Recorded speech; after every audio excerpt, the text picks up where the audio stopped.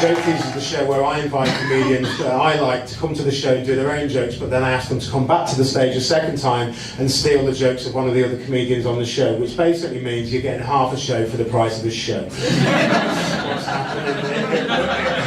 We've found a way to make the same money for half the effort. Like, that's pretty much, no, it does unfold a bit differently to that, I promise you. All it needs from you guys are two things, and I think I've got the first thing already. I just need good energy. You've given me great energy, so as long as you give that warmth and that applause every time I ask for it to the other comics on the bill, they'll give all their energy back and we'll have a great show. Does that sound cool? Yeah!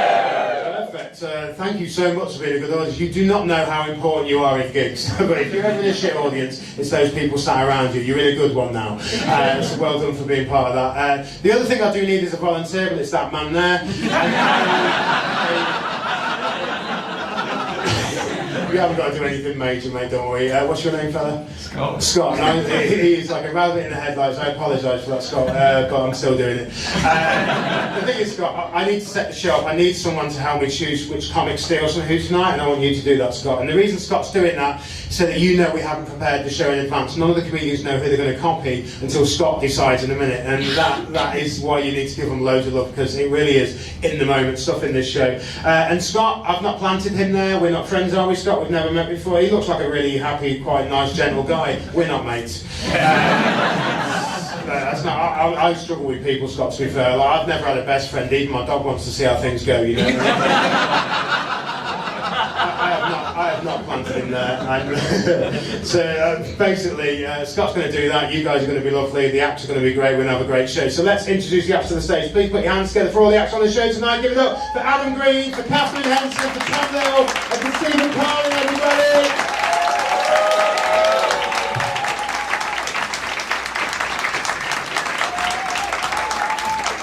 There we go. So, I'll tell you who to, just so you know. Furthest from me on the right-hand side over there, that's Adam Greene. Next to him is Katharyn Henson. Next to him, her is Tom Little, and next to him is Stephen Carlin. So let's take Adam Greene as your start point. Who would you like to pair Adam on with? Katharyn, Tom, or Stephen? Tom. Tom. So Adam is going to become Tom and vice versa, which means Stephen is going to be Katharyn and vice versa. That's the pair. Let's give them all a huge round of applause for the make their way back on stage.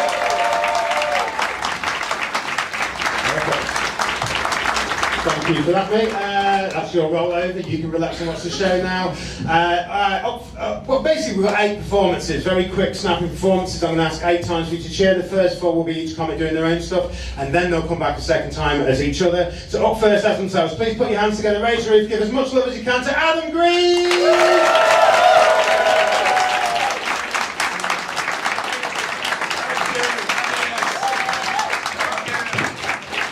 I really didn't need to walk to the back of the room for that.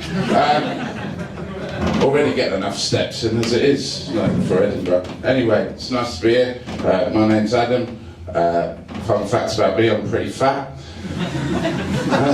Thanks, yeah, you can really see it at the side there. Yeah, he's crying. No, I know I'm fat because people keep telling me, like loved ones. Doctors. My girlfriend said to me the other day, she said, I think you've got a dad bod. I said, what, it looks like let myself go. She said, no, it looks like beat my dad. It's a big guy as well. We've been together a little while now, me and my girlfriend. The flirting game's changed. You know, when you've been with someone a while, you've been with someone a while. Yeah, flirting changes, doesn't it? You married? Like, because when you start seeing someone, you're just like, and they're like, yeah. But after a while, it's like you got put in a lot of effort. Our pillow talks got awful recently. Like the other day, we were both in bed. She turned to me and she said, I think we've both got sleep apnea. To which I replied, oh, I've heard you can get a grant off the government for that. And she said that was the sexiest thing I'd ever said to her. So, it's not a long list. I was trying to flirt with her the other day. She just left the bed for a bit, she left the room. I thought when she comes back in the room, I'm going to do some flirting. So I waited a bit, bided my time. She came back in, she went, I've just had a massive poo. I thought, oh, work with what you got. And I tried to turn that into flirt, and I went, oh, nice and empty.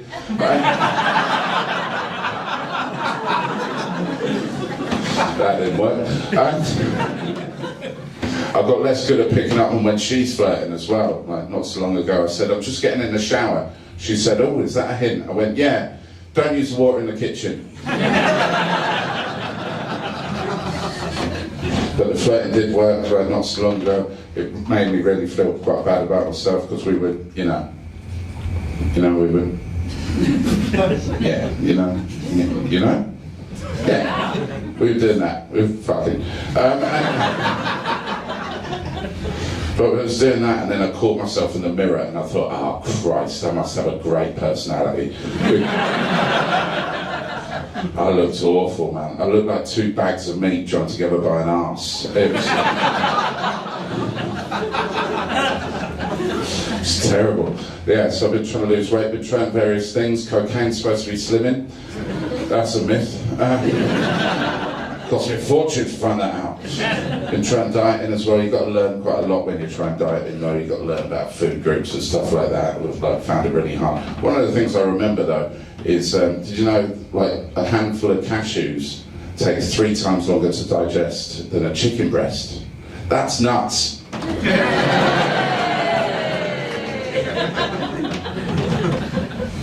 No one got hurt there, just a bit of fun. I'm on a Ozempic now. My girlfriend said I should try that. So I'm on that. If you don't know what it is, it's basically this injection you have, and it stops you eating.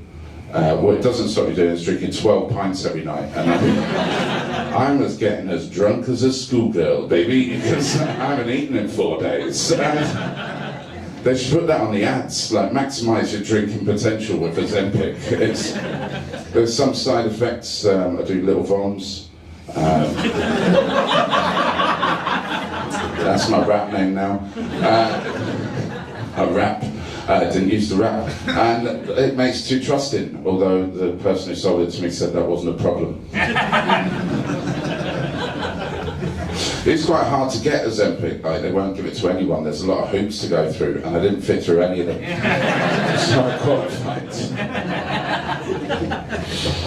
Anyway, I'm going to hand you back to Will. I'll see you guys in a sec. Cheers, bye.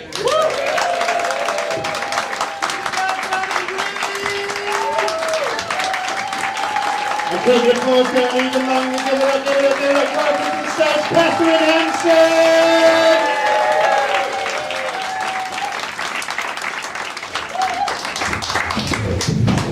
Hello. Hello. Wow, one guy said hi back. Thank you. Good start. Actually, this whole row, this big dick bouquet, you guys kind of remind me of the clients at my old day job a bit. I used to work at a sex dungeon, so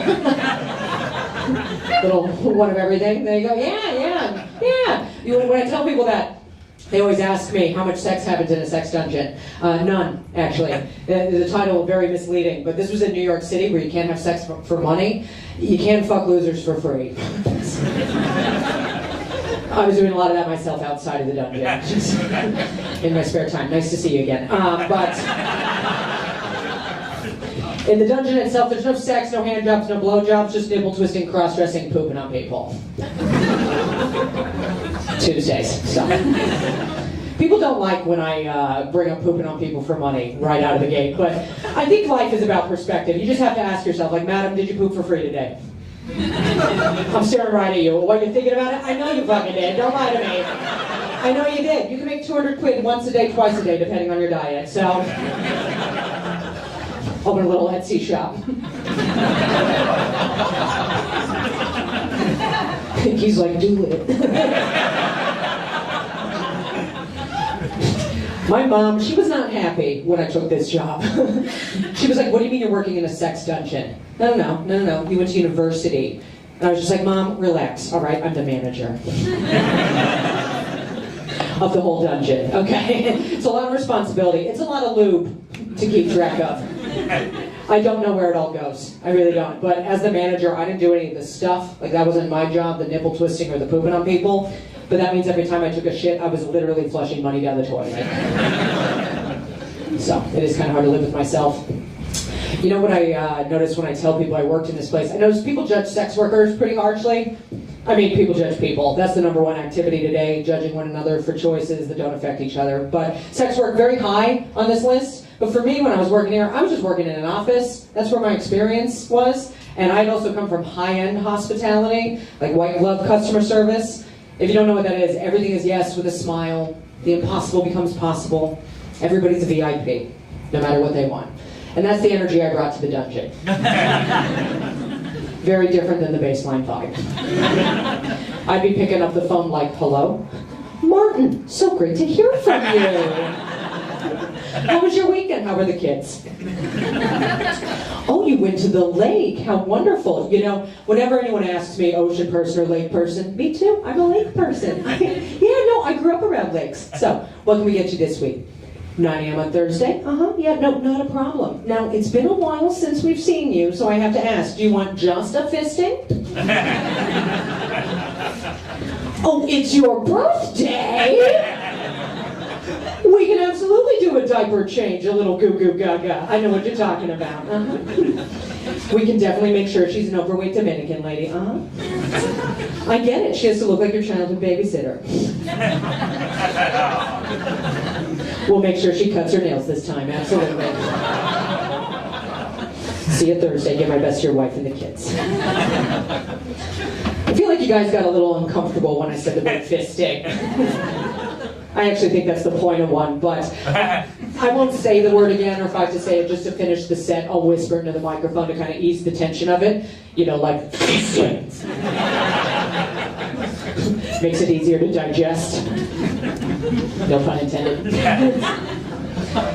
You know, my mom, she eventually came around to me working at this place once I quit working there, but I mean, it was mostly that she just didn't understand it, right? Because it was sex work, it made her scared. She was like, what do you do if a creep comes in? What do you do if a creep comes in? And I was just like, a creep?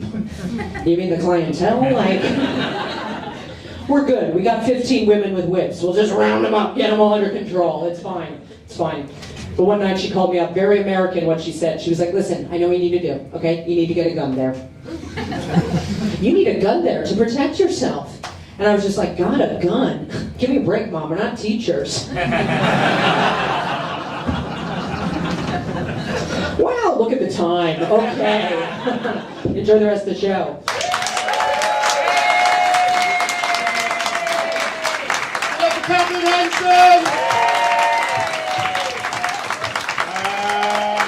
Jesus, she's got tight hands. She must have got that in the dungeon. I couldn't undo that thing. Up third, big hands together, raise for the wonderful Tom Little!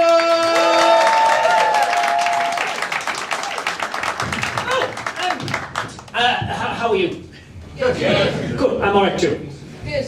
Thanks, cheers. I just want to stress that before I start, by the way, that I am not as nervous as I look. Just so you know. Because I've been doing stand-up for years, and but I talk quite quickly and I got sort of awkward body language, so I've been told I can still appear nervous on stage. So I just want to reassure you that I am fine. For the record, yeah.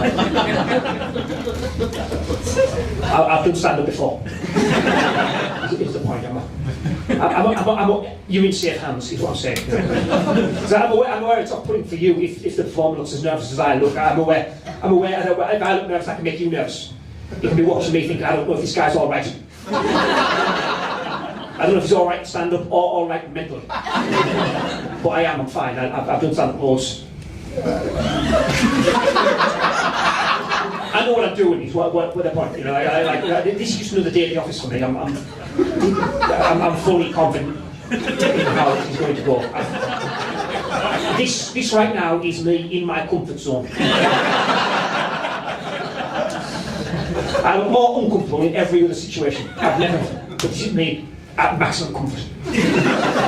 This is me relaxed. I've never felt more relaxed in my life. I'm so chill. So the reason I stress how relaxed I am is just so that later on I will tell you my joke. It's only the one, but when I tell you, I just want you to be able to sit back and enjoy the joke, I know you're not going to be in the mood to just enjoy the joke if you're spending my whole set worrying about my mental well-being. So I promise you I'm absolutely fine. It's this painter, right? He's called Lucian Freud. If you haven't heard of him, all I need to... Yeah, that's it. That wasn't even the joke, thanks. This painter, he's called Lucian Freud, like an artist. If you haven't heard of him, all you need to know for the story is there's an artist called Lucian Freud, right? So you know now. Very successful guy, painted a lot of nudes, that was the thing he was most known for. As I've been telling this story, I've been calling Lucian Freud the most famous living modern artist in Britain. I found out he's been dead 14 years. So I don't know what's wrong with either, right? But here's the point. If Lucian Freud, the famous artist, has been dead all this time, then who have I been posing nude for?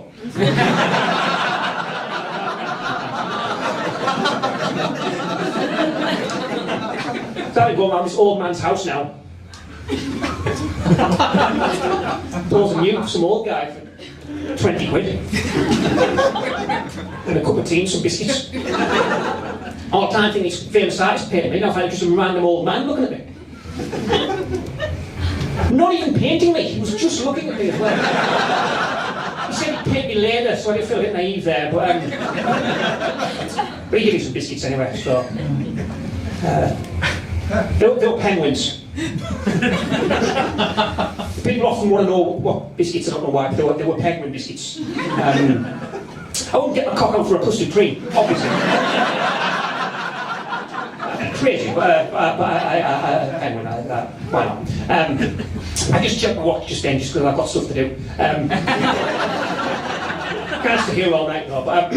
No, the reason I check my watch, I think that makes it look nervous as well. I check my watch like when I do stand-up, it's just because when you do stand-up, you always get told you've got to do a set amount of time. You don't do whatever you want, you do always like a set amount of time. If I did too much on this show, then every act would do too much, and then the show would go on too long, and then the show would end late, which would be a problem for you, because you got shows you want to get to as well, you know, so that would be a problem. So also the show after this in this room, that would start late then, you know about that. And then the show after that would finish late as well, and then the next day, and then you know, the whole civilization would collapse. So if I check my watch, it's just because I'm not being bored or anything, I'm aware, I know what it's like. I'm aware how it looks if I tell you a joke, you know, like, and I check my watch after telling it. I was perfectly happy with how the Lucian Freud joke went for it. But I'm aware I was at the end, you know, custard cream. Anyway, so custard cream, how much longer? I'm aware how that looked like I thought the joke was shit. And I think that sort of will have affected your memory of how the joke actually went. And you're thinking, yeah, as soon as I check my watch, you stop. I think, yeah, maybe that was shit after all. Yeah. But it wasn't actually at the time you loved it, so it was just a subconscious effect of me checking my watch just there. Like if you went to see a musical and the guy in the musical checked his watch during the musical, how bad that would look. I know, like, you know, those summer nights. Anyway, so I'm aware how bad that would look. So I went to see a play, and the main guy at the play was like, to be or not to be, that is the question, whether it is noble in the minds of the singing. I was outrageous talk, you know, take out and see, by both again, died, say, no, by this confirmation about to wish, died, sleep, back up to sleep. That's a definite reason for me to boss. That would look bad too, so that's why I don't do that.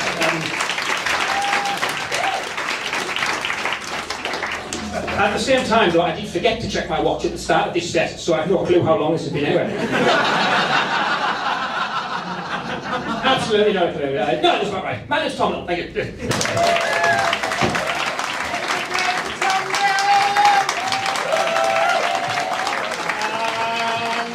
Up last, before we mix things up, put your hands together, raise your hand for Stephen Carlin!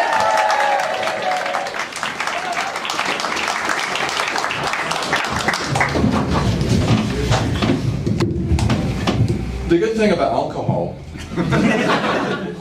is that when you drink alcohol, the real you comes out. Not necessarily the good you, the you that you want, but the real you, right? I drank a bottle of vodka, and turns out I'm a very bad driver.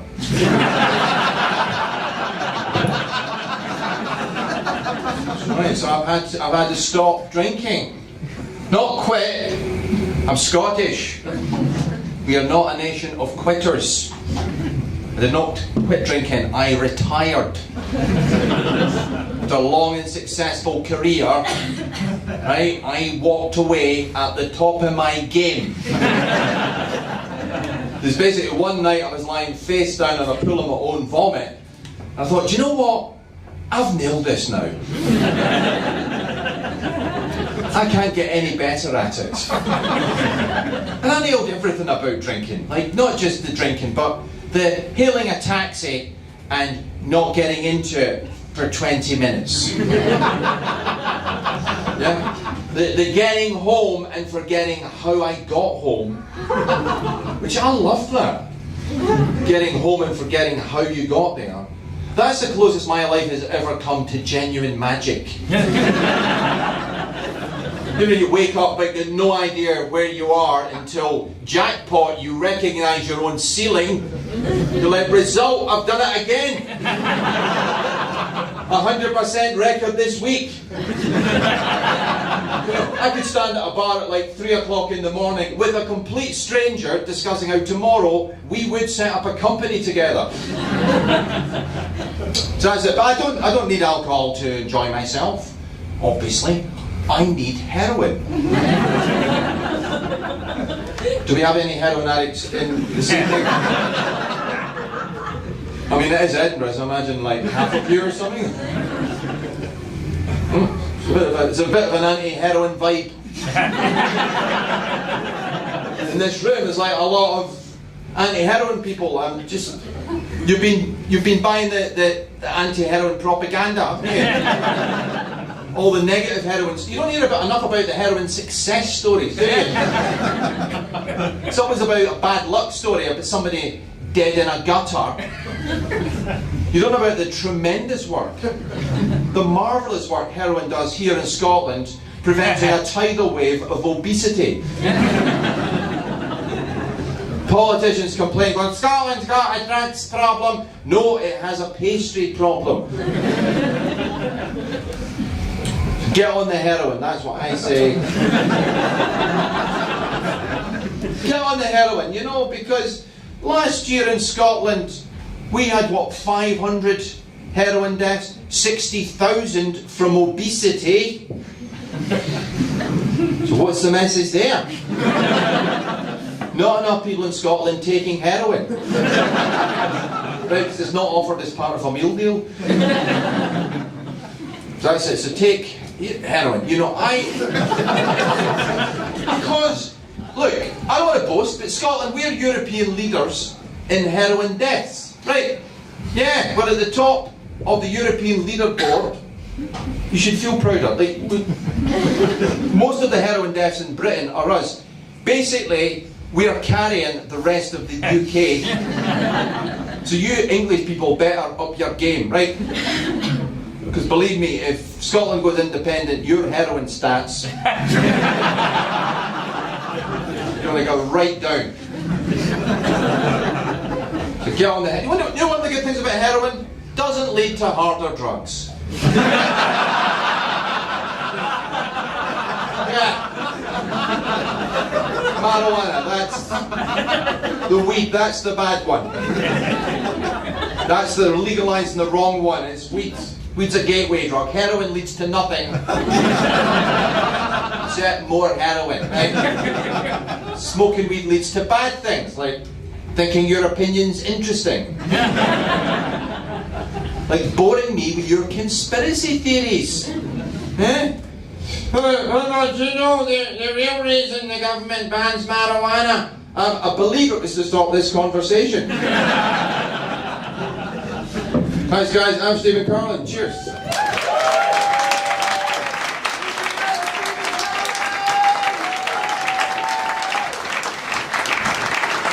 Brilliant. So we're going to mix things up now. Up first, this time with the material of Tom Little. Welcome back to the stage, Adam Greene!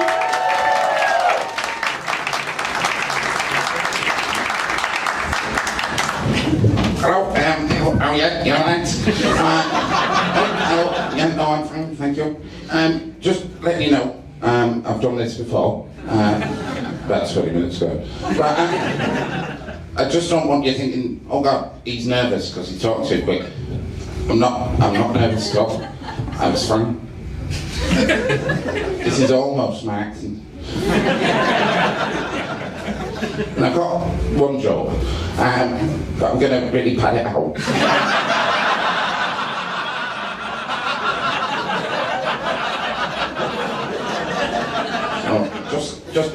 Just checking. I've been doing this for years. I've been padding out jokes for years. I wrote another joke once, but I don't use it anymore. It was all right. It was about me posing nude for Alfred Hitchcock. But he's been dead for ages. No, so anyway, do you know who I think the best artist is ever is Lucian Freud? Yeah, you're laughing at that. That's not even a joke. Got you already? And the thing is, so he's mainly known for painting nudes. And the thing is, I found out he died 14 years ago. And I thought, who have I got these sheets posed naked for? That was complicated, to be fair, but I generally thought he said use.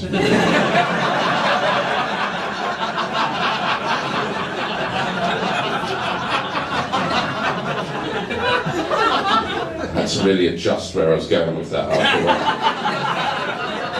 afterwards. So he wouldn't even be painting, he'd just say, oh, I'll get it later. But, he'd still give me biscuits, so I'll get my cock out for anyone. I'll get my cock out for a custard cream, and my bum hole for a bourbon.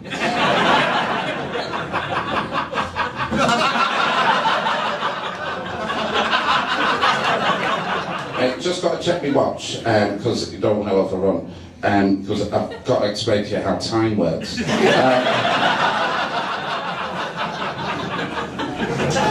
And I know that doesn't look good, because, it looked like, because I thought that Lucian Freud joke went well.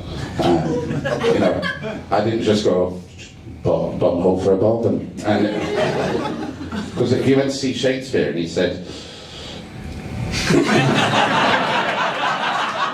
when I do count the clock that tells the time and see the brave day, some hideous night, when I behold the violent past brown and sable curls of us, silver white, and lofty cheese and brown cheese and earnest red with a candy hair, but it was all It'd be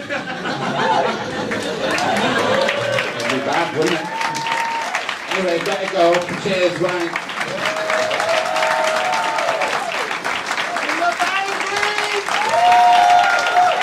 And up next this time, the return of Stephen Carlin. Welcome back to the stage, Katharyn Henson!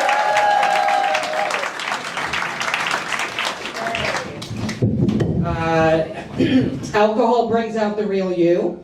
I drank a bottle of vodka, and it turns out I like to watch women in the toilet. I walked away from the top of my game.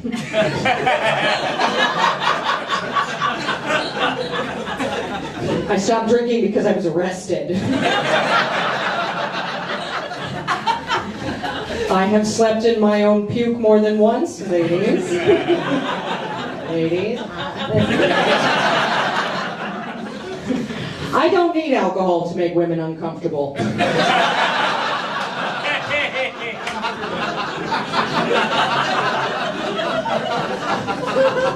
I am dressed like ideal heroin.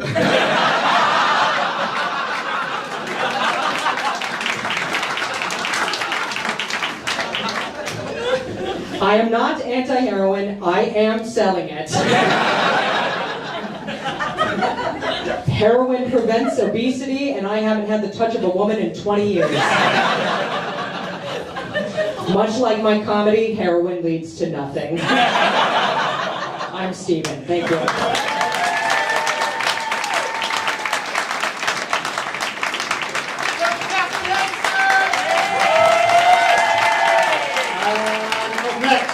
This time in the return of Adam Greene. Welcome back to the stage, Tom Little! Cheers.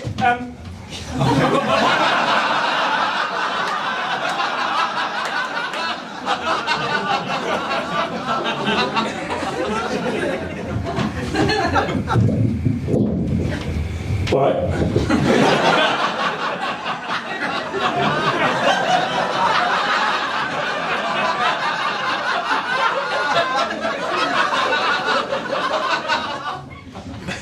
My name's Adam. I'm slightly overweight.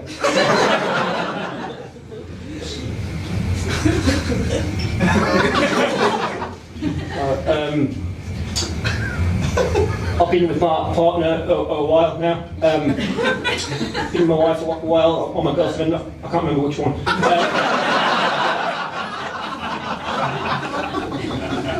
Been together long enough that, you know, flirting's changed a bit.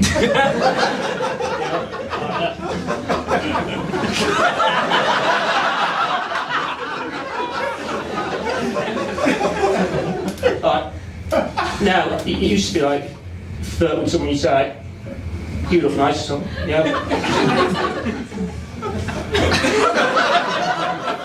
But recently, right, my partner flirted with me by saying, you look disgusting, you fat bitch.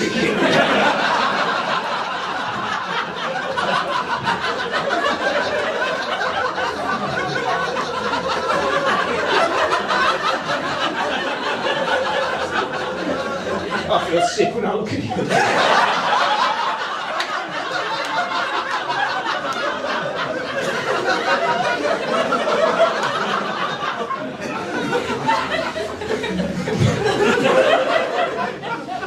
So I flirted back, right? By saying, what are you so mean to me?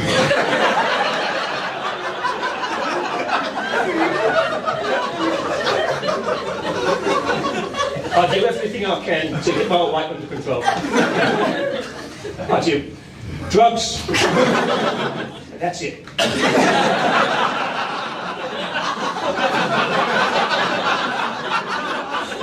I heard eating right and exercise, but I thought, no, Ozempic, that'll do. So this is what Ozempic does.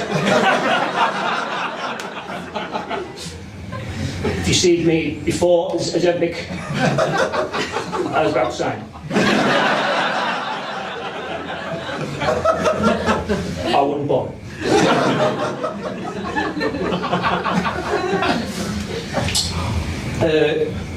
Apparently, cashews.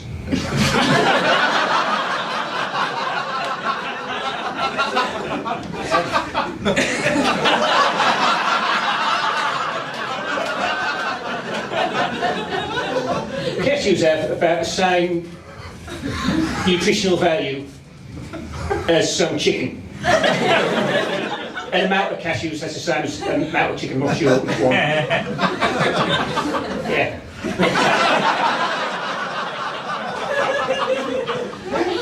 That's insane.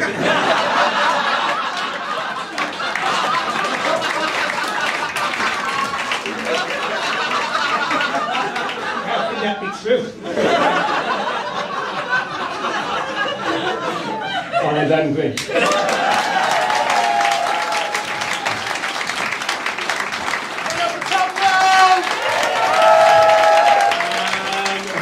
Our final performance this time we must hear Katharyn Henson. Put your hands back together for Stephen Carlin!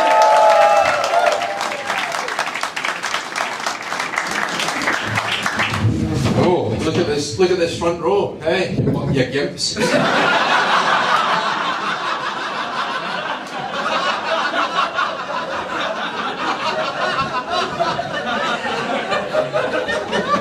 Reminds me of the time I worked in the sex dungeon, yeah. Yeah, you've probably got dungeons around Edinburgh, but we've got proper good old sex dungeons in New York City. But you know, like, there's no funny business. I mean, you're not allowed to hand jobs or blow jobs, just good old nipple clamps and fisting, you know, just good old, like, because you're not allowed, and of course, nobody in New York City's ever broken the rules, have they? So can be allowed that. But I've got a good money making tip. If any of you are a bit short of cash, you know you can get paid for like shitting on people. $200. That's probably in the current euro exchange rate about £161. £161, yeah, or 300 and 300 and sort of 22 if you go twice a day. So that's so another reason to eat plenty of fibre. Well, you know what? I shut up people for money, but only I wish I'd gone into politics, and then I could have got paid even more to shit on people from a great height. Thank you, one person. Yeah, that's right. So I did that. Of course, I'm not just any old sex dungeon. I am management. I got my degree, and I've been fast-tracked straight to on the phones. That's how. Right there. So if you think I'm just getting out the whips, you're very much mistaken. Straight. I've got a wonderful phone, man. I could have made a lot of money on sex lines, actually. Yeah, could have done that. Sex line operators. My mother, strangely, was concerned by this condition. What her problem was, it seemed like, Mum, I'm in charge of the phones. I mean, the sex dungeon, I get paid less than the sex people, I imagine, but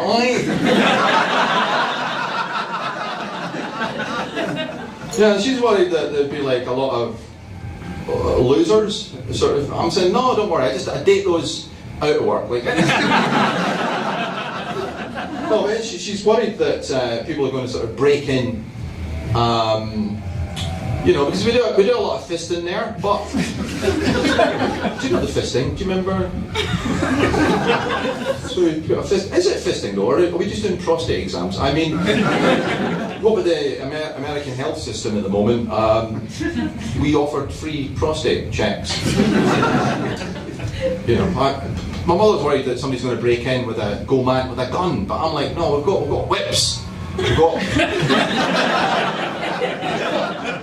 But what if the American Constitution, what if the amendment had been for the right to bear whips instead of arms? And what if it had been to bear nipple clamps? Would we see teenage boys breaking into high schools and just nipple clamping loads of people? I'll be on the news in Nevada last night. Another 14 people had nipple clamps applied. You know, so that could have been a better world in a way.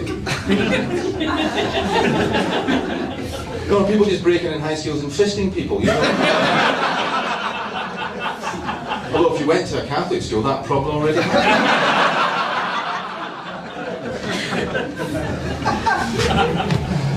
So anyway, that's my plan for a better America. I think basically the right to bear whips, and then, but the people in the sex dungeons, we get to have guns from now on. Yeah, we get to have guns, and you know, basically, well, you know, I can shoot myself.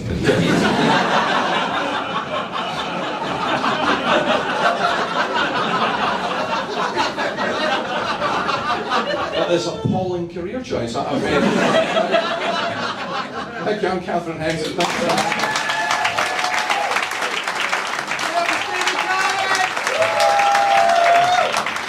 Guys, did you enjoy the show? Thank you for coming.